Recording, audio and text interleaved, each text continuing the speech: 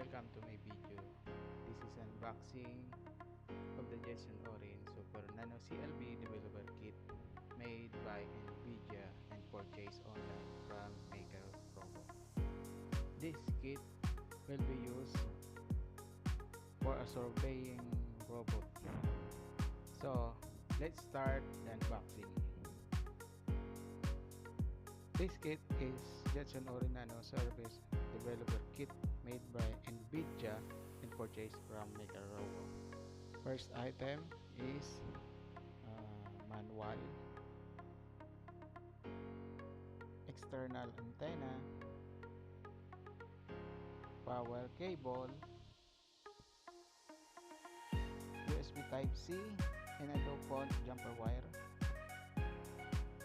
HDMI cable with D-port adapter,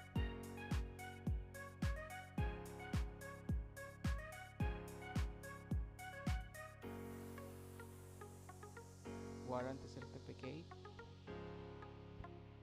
and developer kit Jetson Nano. I'm using ASD compliant vinyl gloves to handle this sensitive device.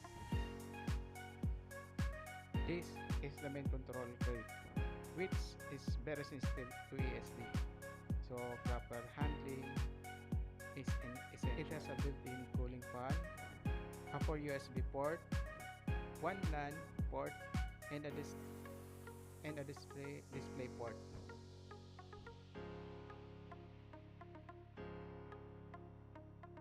It has a 256 GB of storage capacity and 8 GB of RAM, along with a Wi-Fi module.